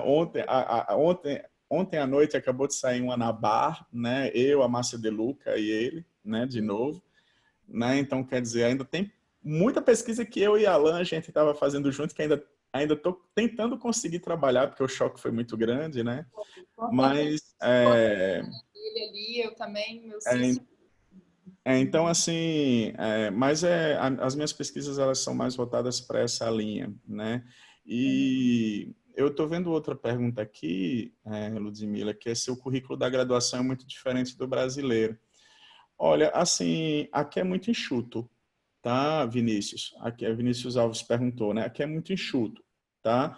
A graduação é só 3 anos. Então, o aluno ele vai para a especialização para ter auditoria, valuation, perícia, entendeu? Então, não tem tanto, assim, é bastante diferente, porque eu acho o Brasil ela uma bolha, sabe? Assim, o pessoal acha que você tem que saber tudo, se especializar em tudo, entendeu? Então, quer dizer, aqui é um pouco diferente, aqui é muito objetivo, você tem que aprender isso, isso e isso em 3 anos, e tá tão bom, e depois vai para o mestrado e se especializa na sua área que você quer, entendeu? Agora, sim, uma coisa que eu estou vendo que os americanos estão investindo muito é na área realmente de métodos quantitativos e Big Data, né? Então, a parte de computação aqui, de você fazer programação, está sendo muito forte. Então, o aluno, o que eu admirava muito na Universidade de São Paulo era que você já trabalhava com SPSS, Stata, na graduação, métodos quantitativos bastante fortes. Eu até achava muito forte a graduação na Universidade de São Paulo em métodos quantitativos. E aqui, além disso, eles estão trabalhando programação para o aluno. Então, o aluno já sabe mexer em Python, entendeu? E vários sistemas de Big Data aqui, tá?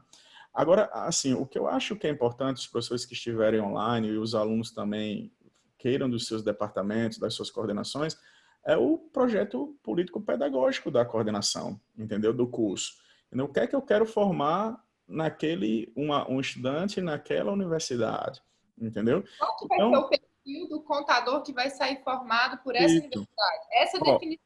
Para você ter ideia, o último PPP, não sei se mudou, lá na USP, eu estava sendo coordenador do curso na época, a gente levou 3 anos para fazer a mudança. E eu me lembro que a gente a gente conversou com as empresas que os alunos faziam estágio, entendeu? Na universidade. A gente perguntou às empresas o que é que queriam da gente, entendeu? A gente olhou para a massa dos nossos professores, porque também não adianta eu mudar o curso se eu não tenho um professor que não vá dar aula daquilo. Com o perfil, né, que o mercado deseja. Isso eu chamo matar o professor, seja na pós-graduação ou na graduação, né? Quando você não quer que um professor dê mais aula, diga que não vai ter mais a disciplina dele, né?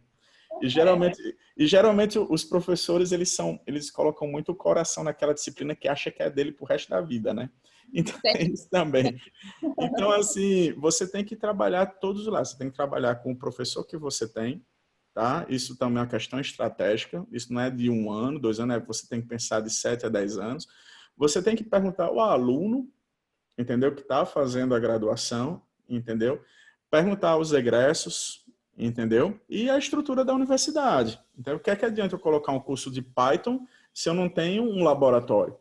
Exatamente. Uhum. Então, quer dizer, isso daí tem que ser muito bem pensado, mas eu acho muito importante que isso daí vá seja de todas as universidades de uma forma geral. Tá? Chame especialistas do mercado, chame especialistas, outros professores, veja a necessidade da região onde a universidade está, eu acho também é muito importante, tá? E os alunos, principalmente dos DAs ou CAs, depende das regiões, são diferentes, né, estejam lá perto do departamento, né, principalmente para exigir que o planejamento político-pedagógico do curso seja realizado. Exatamente. Por exemplo, uma das coisas que eu acho muito interessante, Ludmila, é como é o TCC. Né? Eu acho que é um dos maiores estresses dos alunos da graduação é o TCC. Porque aqui na UNB eu sou coordenadora de TCC. Nossa, então já sei que você todo semestre um estresse, né? Porque assim, nossa, até que ponto o aluno que chega no 4º ano, ele é exigido às vezes a fazer um artigo científico. Uhum. Ou escrever 80 páginas, como se praticamente fosse uma dissertação. Até numa pós-graduação, você exigir uma pós-graduação, uma especialização, ela ser acadêmica, eu não vejo mais como sentido uma especialização ela ser acadêmica, tá? Totalmente, entendeu? Eu estou preparando o quê? Numa especialização, um professor, um pesquisador, entendeu? Quer dizer, você pode aumentar a curva de conhecimento da pessoa sem essa necessidade, entendeu? Então, assim, eu vejo estudantes chegarem no último ano do curso, ficarem apavorados porque tem que escrever um artigo científico quando nunca fizeram. Porque o curso nunca exigiu que eles escrevessem mais de 10 páginas. Agora sim, eu acredito que também, quando tem universidades que influenciam o aluno a ser iniciação científica. Então, vamos pensar os dois lados. Quer dizer, o aluno chega ao final e decide se ele quer fazer um TCC de iniciação científica da forma como um paper, ou ele queira fazer, por exemplo, um projeto, um business plan de uma empresa. Entendeu? O aluno ele vai para a Caixa Econômica, ele vai para o serviço público, ele vai ser contador de empresas pequenas, porque ele vai ter que escrever um problema de pesquisa e pós, uma coisa mais chata que a gente faz, né? Quer dizer, para um aluno desse, entendeu? Quer dizer, eu acho que é uma das coisas que as universidades precisam se desenvolver nesse sentido. Com entendeu? certeza. E a gente tem que pensar junto isso, né? O Tavares perguntou aqui se tem alguma linha de pesquisa, se eu tenho alguma linha de pesquisa em inteligência artificial para pequenas empresas. Não, Tavares, eu não estou pesquisando disso daí, não. Eu gosto de estudar sobre inteligência artificial, tá? Isso daí eu gosto muito de estudar, porque eu sempre, desde pequeno, eu gostei muito de computadores, computação, eu adoro máquina, entendeu? Então, quer dizer, eu acho muito legal e estudo muito mais como um curioso, né? Mas não como linha de pesquisa mesmo, não, tá? O Antônio Gualberto está perguntando aqui sobre o impacto da pesquisa em contabilidade, alguma discussão sobre o impacto da pesquisa em contabilidade nos Estados Unidos. Olha, assim, é totalmente diferente tá, aqui dos Estados Unidos como do Brasil. Aqui você tem mais do que o triplo de quantidade de doutores, né? Isso já é muita diferença, tá? Você tem no máximo chutando aí uns 1.800 doutores no Brasil. Não sei se é isso, Já Ludmila. faz tudo, para mim era menos. Que bom, fico Uns feliz. Aqui você tem mais de 20 mil doutores, né? Então, quer dizer, é muito diferente, né? Mas a questão da pesquisa em si, A Carla eu, já falou, são mais de 2.000 doutores. Uma ah, informação que eu olha surpresa. aí, ó, obrigado, tá, Carla, por falar. Obrigada, Carla. Então, assim, eu achava que era realmente uns 2.000 doutores, mais ou menos, tá? Então, assim, até porque você tem mais de 38, 40 doutorados, né, no Brasil já, eu acho. Então, assim, a pesquisa aqui nos Estados Unidos, eu percebo muito que você tem que fazer uma coisa totalmente diferente de todo mundo, tá? Não é à toa que nas primeiras aulas aqui no doutorado, as pessoas falam assim, não vão nas revistas, não vão no Accounting Review, na CAR, na TA, na JA, na J, essas top journals, né? Vão no jornal, vá no jornal, assista a televisão, vá lá fora ver como é que estão as empresas, veja as publicações dos balanços, entendeu? Veja o que é que está acontecendo na vida real para você trazer e ser uma coisa diferenciada. Porque se Sim. você lê, bota uma coisa na sua cabeça, se você lê muito História do Tio Patinhas, entendeu? Você só vai saber falar sobre o Tio Patinhas. Então, se eu ler muito a Accounting Review, eu vou ficar viesado nas pesquisas que estão tendo lá na Accounting Review e vou tentar ou fazer igual ou apenas modificar uma pesquisa que foi feita antes. Então, essa é a ideia que as pessoas têm aqui de pesquisa, tá, Que Antônio? você falou já são pesquisas de 2, 3 anos atrás que foram discutidas, né? Uhum.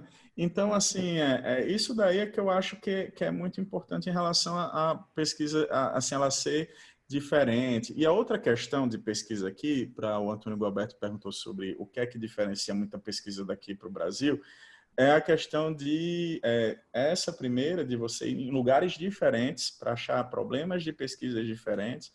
Tá? Até porque na academia a gente está tudo atrás de pesquisa, de problema de pesquisa, as empresas estão cheias de problemas, é o contrário, né?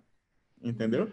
E a outra coisa, a primeira é essa e a segunda coisa eu ia comentar, mas eu acho que falhou aqui a memória. Eu fui falar da empresa e esqueci. Mas era a primeira seria essa, de você sair das revistas, dos lugares normais. Já me lembrei, Ludmila, é a questão causal, tá? Então, muitas pesquisas no Brasil, elas estão voltadas para terem diagnósticos das coisas, entendeu? Assim, eu vejo lá e vejo que a educação no Brasil é assim assado. Eu vejo que as empresas abertas, elas usam ROI assim, usam ROI assado. Mas qual é a causa disso? Quer dizer, a gente não tem pesquisas de prognóstico, entendeu? A gente só tem pesquisas de diagnóstico, entendeu? E aqui você tem uma leva muito grande para a área da pesquisa experimental, porque na pesquisa experimental você tem uma relação de causa e efeito, enquanto que na archival nem sempre você tem a causa e o efeito, você tem apenas correlações, entendeu? Então, aí na toa que os economistas vieram com um experimento natural. Então, por exemplo, das últimas pesquisas que eu publiquei em revistas top no mundo, eu tive que usar ferramentas que usassem causalidade, porque você mandar e o editor te cancelar no primeiro momento, já no Desk Review, entendeu? Nova Porque notícia que a Esther Duflo, que acho que é uma das maiores experimentalistas do mundo, com o marido, ganhou o Prêmio Nobel de Economia agora, né? E ela é uma grande experimentalista. Uhum. Ó, o Glauber perguntou aqui se nos Estados Unidos passa por algum processo de avaliação a nível nacional. Tem algum órgão semelhante a CAPES? Então, assim, os órgãos que avaliam as pós-graduações, elas são organismos externos, tá? Assim, e geralmente privados. No governo, ele apenas faz a autorização e vê se você tem um mínimo, né? Então, você tem o ACSB, por exemplo, que é um organismo que vê as graduações em negócios, de uma forma geral, e pós-graduação também, tá? Então, se você não tem esse selo, Glauber, você não é visto como bom. Então, nem adianta você ir para o mercado porque você não vai ter aluno, entendeu? Esse é o que acontece. Então, o próprio mercado ele é autorregulado, entendeu? Se você não tem certos selos na sua universidade, você não tem. Mas o Ministério da Educação em si ele tem uns fatores mínimos para o curso existir. Tá? Mas eu acredito que o mercado aqui ele é muito mais forte em dar esses selos, tá?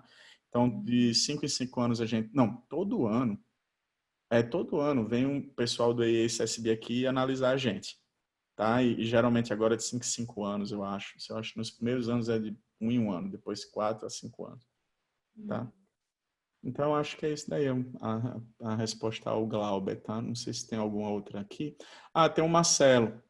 O Marcelo perguntou se há algum tipo de formação permanente para o professor por parte da universidade ou algum tipo de exigência de atualização em termos de conhecimento de docência.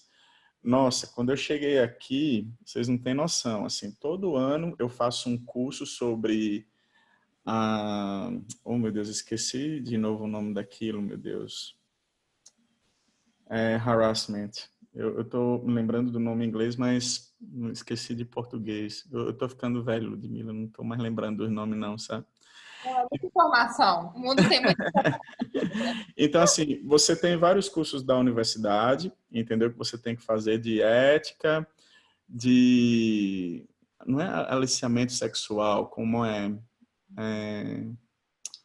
ética, de ética no tratar, assim, de tratar as pessoas, de stalkear as pessoas, problemas entre alunos de stalkear uns outros. Assédio, obrigado, Mara. Muito obrigado, é assédio, isso. Eu estava me lembrando do harassment, né? Então, assim, você tem cursos de assédio, entendeu? Porque você eu aprendi que tem vários tipos de assédio, né? Até o assédio cultural, de você ser do Brasil e ser tratado mal por ser brasileiro, entendeu? Por exemplo, isso é um tipo de assédio. Então, você tem vários treinamentos em relação a ser uma pessoa civilizada no seu trabalho, entendeu? Ética. E você tem vários cursos de didática, entendeu? Assim, no mínimo de 3 a 4 cursos de didática, entendeu? Por mês, entendeu? Então, quer dizer, é fantástico isso daí que eu achei também, entendeu? Tem um departamento na universidade só sobre didática. Entendeu? Então, e quando você está com problemas na sua avaliação de desempenho, por exemplo, você vai lá, mostra sua ementa da disciplina, seus sílabos, diz o que é que está acontecendo, mostra a avaliação, entendeu? Então, nossa, esse departamento é fantástico, tá? legal. Eu acho que tem outro aqui, a graduação nos Estados Unidos é específica. É. O Vinícius perguntou se a graduação nos Estados Unidos é específica em contabilidade ou é uma base geral. Tem os dois, tá? Tem só, mas assim, no primeiro ano, Vinícius, é todo mundo junto, tá? Todo mundo fazendo as disciplinas básicas, tá? Depois é que os meninos se dividem, mas não tem outra prova para divisão, não. Você entra na universidade, eu quero contabilidade, mas eu faço lá com administração, com economia, tá? É o modelo que a USP adotou agora, né? Para entrar na... Entendeu? Então, assim, mas você tem de várias formas também. Você também tem aquela que você tem que fazer uma prova e escolher para onde vai, você tem aquela que você entra direto. Depende muito da faculdade, tá? Tem uma pergunta aqui do Rafael, que aí eu não entendi muito bem. Ele, Gerlando, falando em experimentos Como fica o financiamento, tá embaixo? Como fica o financiamento para os experimentos que muitas vezes são caros? O professor visitante tem acesso? Rafael, é o seguinte, o experimento aqui é porque também depende de cada universidade. O professor da universidade que eu trabalho, por exemplo, a gente recebe, além do salário, um valor de poupança, vamos dizer assim, que você pode utilizar durante o ano todinho para você fazer pesquisa. Para vocês terem uma ideia, um professor que acabou de entrar aqui na Universidade de Illinois, ele recebe US$ 50.000 só para pesquisa.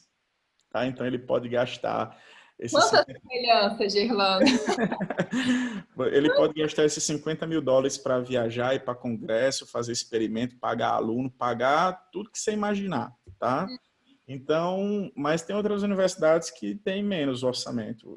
Por exemplo, tenho um orçamento de pesquisa, apesar de eu ser da linha de educação, tá? Para ser professor de educação, tá? Então, assim, para professor visitante que vem, se você vem como visitante, você tem que falar com o professor que está fazendo a pesquisa aqui para ele, se ele pode ceder parte dessa bolsa dele, entendeu? Para fazer a pesquisa contigo. Eu não vejo nenhum problema. Ele pode fazer isso sim, tá? Ele pode utilizar esse valor com um professor visitante, tá? E aqui, por exemplo, tem os laboratórios de experimento, entendeu? Já que experimento aqui é muito forte na universidade. Então, eu acho que basta a conversa e isso daí sairia. O Mortala está perguntando bolsa de doutorado nos Estados Unidos, como funciona. Acho que a gente já falou sobre isso, né, Ludmila? Que na verdade o doutorando ele recebe um salário para estar no doutorado e não paga, o doutorado não é pago, É né? fácil ser doutorando também, é bom. Nossa, é muito difícil, assim, tem várias provas, tem entrevista, entendeu? Agora, o que eu percebo muito, assim, do porquê de eu não ver tantos brasileiros aqui, eu vou dizer que uma das coisas que eu percebo é a língua, viu, Ludmila? A Ah, língua, o inglês ainda é uma das maiores barreiras, tá, que você tem de os brasileiros virem para cá, tá? Isso daí é o que eu mais sinto.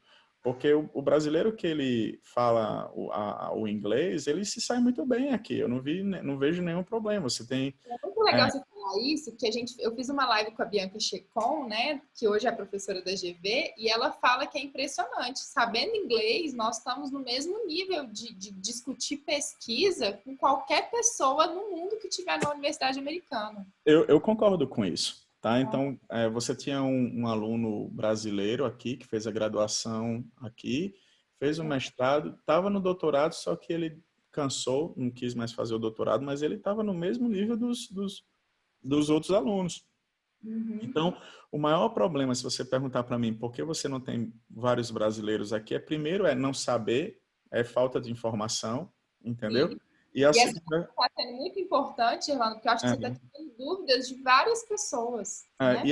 e a segunda coisa é a língua, entendeu? Até porque eu tenho um professor muito amigo que diz que o português é um código, né? Só a gente mais 3 ou 4 países que sabem, né? Quem é que vai se preocupar em saber português? A gente fala, coloca qualquer coisa na internet em português, ninguém nem tá vendo, né? Mas se você coloca qualquer coisa em inglês, o mundo todo sabe. Sim. Entendeu? Olha que coisa doida isso, né? Então, quer dizer, eu acho que um dos maiores problemas de você não ter brasileiros aqui é o fator língua, tá? Eu acho, e a falta de informação, porque oportunidades, elas existem para todos, E por entendeu? isso, Irlanda, eu sou uma defensora, assim, eu vivi isso na USP, né? Assim, na USP, quando eu entrei para o doutorado, o TOEFL era obrigatório, e eu achei isso uma política sensacional, que é para você internacionalizar. Se os Né? programas de pós-graduação não fizerem isso, a gente não vai Eu cansei de ver alunos internacionalizar. fantásticos de outras instituições que não entraram na USP por causa do TOEFL. Pois é. Agora, mas aquele negócio, assim, o pessoal criticava muito a USP em relação a isso, mas eu acho que eu via isso como uma coisa boa, porque imagina você lá na USP, sentar lá numa aula e chegar um cara de fora para dar aula, você não se comunica, Lembra entendeu? dos Quer nossos dizer, workshops, que lá na USP também tem, né, no doutorado, os workshops, vários professores americanos, se você não tivesse o TOEFL, como que você ia participar como daquelas é que aulas? você ia comunicar? Então, eu vejo, na verdade, até uma coisa boa você ter que fazer isso como para o aluno não se sentir mal depois, entendeu? De não conseguir se comunicar. Tem uma da contabilidade ambiental FSAA, ela perguntou ou ele perguntou, boa noite, Gerlando, voltando ao assunto mestrado em Illinois, uma pessoa aqui do Brasil consegue fazer o mestrado da forma EAD? Sim, consegue. Tá? Você consegue fazer o mestrado daqui da forma EAD, sem nenhum problema. Tá? As aulas são, você recebe todo o material online, faz tudo online e tem uma vez na semana você assiste 1h20 de aula online ou você pode ver a gravação da aula, tá? Não precisa você estar online na live session, como é falado, tá? Mas a validação é que é o problema, tá? Porque se você tem só o mestrado online aqui de Illinois, ele provavelmente não vai ser validado no Brasil porque aqui não tem a dissertação de mestrado que é exigido no Brasil, tá? Então, você não vai conseguir validar. Como eu disse, estamos cruzando os dedos, tá? Para sair o mestrado Illinois UNB, né? Que você consiga fazer esse mestrado aí sendo uma titulação dupla, tá? Então, aí você vai conseguir, tá? Contabilidade ambiental. Gerlando, agora a gente falou muito aí dessa questão americana. Eu queria conversar com você rapidamente. Nossa live está se alongando, eu não sei como está a sua agenda, mas sobre publicação, porque você é editor da Repec, né? Sim, sou. E aí eu queria conversar com você sobre prazos de espera de artigos, de submissão. Assim, numa publicação no Top Journal Internacional, você demora de 1 ano e meio a 2, 3 anos para fazer uma publicação num Top Journal Internacional, né? No Brasil, eu percebo que dependendo da revista, 3 a 6 meses, né? Você consegue fazer a publicação. O que eu fico preocupado, até agora falando como editor da Repec, tá? É que as pessoas, primeiro, elas não conseguem não ler o que a revista quer delas, entendeu? A gente teve que criar vários normativos porque estava de um jeito que o pessoal acabava o TCC com a capa mesmo do nome do orientando com o orientador, eles mandavam para a revista. Entendeu? Então, quer dizer, eu percebo até um pouco de falta de respeito desse orientador que deixou um garoto de TCC, uma garota de TCC, né, fazer o TCC e já mandar direto para uma revista. E a revista ela é uma publicação final. Tá? Ou seja, o que é que eu entendo como uma publicação final? É que ela foi trabalhada, ela foi mandada para congresso, ela foi conversada, ela foi dialogada, entendeu? E ela vai para uma publicação final. Para você ter uma ideia do que eu fico preocupado com a cabeça das pessoas aí no Brasil, é que eu peguei uma pesquisa, um trabalho recente, que mandou um... Acho que travou o Gerlando. Travou, Ludmila. Agora sim, voltou. Uhum. Então, assim, a pessoa mandou com é a minha internet que está com problema, tá? Tá mostrando aqui que a minha internet está instável. Uhum. O Zoom é bonzinho nisso também. Ele também diz pra gente o que está acontecendo. Tá Então, rolando. assim, as pessoas... mandou uma pesquisa que eu não consegui passar da segunda página, Ludmila, entendeu? Do português, né? E a pesquisa, eu achei que a pesquisa em si estava interessante. Daria para uma publicação. Então eu mandei, olha, sua pesquisa está legal, a ideia é legal, mas a primeira coisa que você vai fazer é fazer uma avaliação no português, entendeu? E se quiser, mandar de novo para avaliação aqui na revista. Nossa, eu recebi e isso acontece muito, né? A questão do conflito entre editor e autores, e autores com avaliadores, esse conflito é muito forte. Você tem que estar ali tirando arestas, né? Nossa, mas eu recebi um e-mail tão assim mal educado dizendo que deixasse para os avaliadores de português, entendeu? Avaliar isso e deixasse os contadores seguirem em frente, sabe? Como se dissesse que... Alguma coisa no escuial. Aí eu falei assim, como é que uma pessoa vai entender um problema de pesquisa em uma hipótese se o português está errado? Entendeu? Nossa. Se você não entende o texto. Então as pessoas têm que ter consciência que a gente não é uma máquina de publicação, entendeu? A gente também, tanto a revista como a pessoa tem que entender que existem passos, entendeu? Para fazer uma publicação final, ela ser boa. Eu acredito muito na conversa entre os pares, as pessoas guardam muito a pesquisa para si, entendeu? Então, por isso que aquela falta dos workshops no Brasil todo, das pessoas mostrarem a sua pesquisa, entendeu? com aquilo você consegue laborear a pesquisa, entendeu? Para que você chegue numa publicação final. E não você, de uma vez, já querer acabar um trabalho e você só com seus olhos dizer, nossa, esse trabalho está muito lindo. Oh, meu Deus do céu, esse filho está a coisa mais linda do mundo. E a pesquisa, no final das contas, se você analisá-lo, Ludmila, ela não é sua. É a avaliação de várias pessoas, entendeu? Então, no final... Desses workshops que a gente tinha lá, que era assim, você ia apresentar e apanhava até, saía de lá até sem rumo. Então, eu acho que isso é que é legal, é você conseguir avaliar, entendeu? Com as outras pessoas, com os pares, entendeu? E você, ao final, você ter sua pesquisa publicada, sua publicação final, né? Então, a REPEC, ela está com a rejeição de 90% no Desk Review, né? Depois disso daí, ela passa para os editores de área, de linha, e esses editores, eles também avaliam, né, isso, e depois eles repassam para os avaliadores. Então, depois que vai para o avaliador, você tem toda a transação entre autor e avaliador, para no final você ter o seu trabalho rejeitado ou não, tá? Então, o que eu recebo de e-mail dizendo assim, quanto eu tenho que pagar para minha pesquisa ser publicada, entendeu? Quanto eu tenho que fazer para isso? Quer dizer, coisas que você vê que são problemas da raiz, entendeu? Das universidades, que não tem pessoas que falem sobre pesquisa para seus estudantes, entendeu? Então, eu vejo muito isso como editor da REPEC, né? Entendeu? Então... Aquela dúvida, porque alguns journals internacionais você tem que pagar para submeter, né? Também pode ser essa questão. Na verdade, você tem duas formas, né? Você tem nos internacionais e você tem aquelas as revistas predatórias, né, como são chamadas, né, que mandam um e-mail para as pessoas dizendo assim, pague tanto e com tantos meses você tem sua publicação, né, isso. Então você tem tanto isso no Brasil como internacional, mas você também tem as revistas Top Journals. Para submeter tem que... E para submeter você tem que pagar de $200 a $400. Sim, para tem que submissão. ter segurança, hein, Gerlando? Nossa, isso daí realmente... O dólar batendo quase 6, como se diz. Na Austrália, o dólar já chegou a R$6. Eu vi um meme hoje na internet, eu ri demais. Na Austrália, o dólar já está R$6. Né, então é isso, Ludmila. Eu acho que as pessoas têm que primeiro entender a revista, saber o que ela publica, saber como é o trabalho daquela revista, entendeu?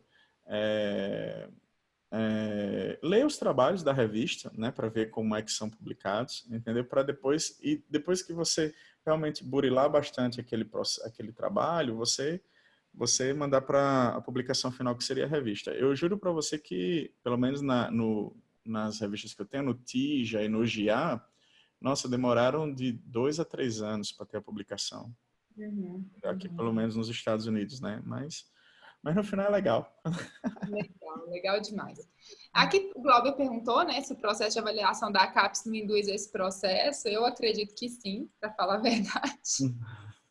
O problema é que a questão da CAPES é que você nunca sabe qual vai ser a revista, né? O que eu falo em relação às pessoas é legal você seguir a CAPES, é legal você seguir o SPEL também, né? Que o SPEL mostra as revistas mais citadas, né? E no Brasil principalmente. Mas eu gosto muito de publicar onde eu vejo que a pesquisa é legal e onde está a minha pesquisa, entendeu? Então, quando me perguntaram assim, Gerlando, como é que você começou a publicar fora do Brasil? Eu pensei duas coisas, tá? A primeira é como a minha pesquisa poderia ser diferenciada com as outras de fora. Então, o que é que eu tinha de diferente aí no Brasil? Era o IFRS. Entendeu? Ninguém sabia IFRS aqui nos Estados Unidos de uma forma geral, só alguns professores, vamos dizer assim. Então, eu tinha que pesquisar uma coisa que eles não sabiam, tá?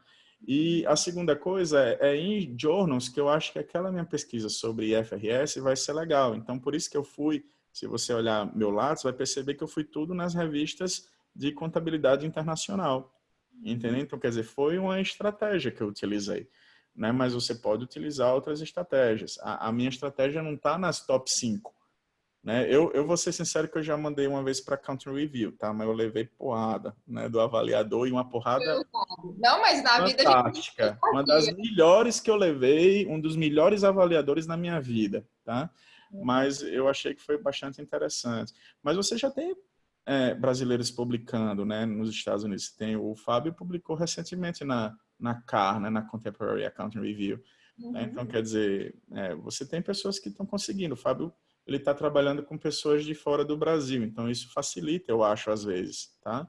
Se você não dá para você não estar no meio, tá? Se você não está no meio, entendeu? Esqueça, tá? Então, se você não está no meio dos pesquisadores daquelas revistas, vai ser muito difícil você ter a publicação, você tem que estar lá no meio. Então, é muito difícil, por exemplo, um brasileiro publicar sozinho, tá, como autor, estando só fazendo pesquisa aí no Brasil, sem estar viajando internacionalmente ou estando em contato com os pesquisadores do mundo. Isso. Então, eu acho que é isso, tá? E o futuro, Gerlando, como é que é? Quais são os seus planos aí para o futuro? Estados Unidos, vai ficar por aí? Eu penso... As crianças agora que estão, né, crescendo, vão... Eu penso em continuar sendo professor da Universidade de Illinois, com certeza. Eu gosto muito daqui. Mas nunca diga nunca, né? Ninguém sabe o dia de amanhã. Mas eu sempre penso assim, em sempre ajudar o meu país, as universidades onde eu passei, a universidade pública, porque eu fui aluno de universidade pública, entendeu? Então, é também legal você estar em um local que você consegue ajudar o outro, entendeu? Eu penso dessa forma. Talvez se eu tivesse numa universidade pública no Brasil, eu não tivesse conseguindo fazer o que eu estou fazendo hoje, entendeu? Pela educação do nosso país, tá? Então, eu penso dessa forma. Enquanto eu conseguir estar ajudando de alguma forma, esse seria a melhor estratégia, vamos dizer assim. Ótimo. Eu acho que não tem mais nenhum... pergunta. Não, acho... Obrigada. Estão aqui me parabenizando pela iniciativa. Obrigado também, Glauber. Muito obrigada, Glauber. Eu quero agradecer, Gerlando, muito pela sua disponibilidade. Eu falo que o tempo ele é nosso maior ativo e você reservou um tempo para conversar conosco aqui. Compartilhou tanta coisa, tanta experiência. Eu quero te convidar, já te convidei, mas agora te convidar assim, em público, porque a gente está organizando o 6º Congresso da UNB e a gente vai começar com uma série de web conferences e aí a gente quer que você participe de uma delas, tá? Daqui uns dias vai chegar o e-mail aí para você escolher. Vamos lá. Vamos lá, vamos fazer o possível com vocês. Hein? Pessoa que tem esse compromisso mesmo de fortalecer o ensino no Brasil, a pesquisa no Brasil, eu acho que você é um grande parceiro nesse sentido, tanto do Congresso da UNB como dessas web conferences. E é isso, te agradecer. A UNB está aqui de braços abertos, você sabe disso. Estou com saudade, agora eu estou falando como amiga. Tá bom. Muito obrigado, Ludmila, a você. Obrigado ao Congresso USP também, que essa conversa dos dois lados, né? Obrigado a todos que participaram, tá? Obrigado a todos que colocaram aí uma mensagem agora, tá? Muitos colegas.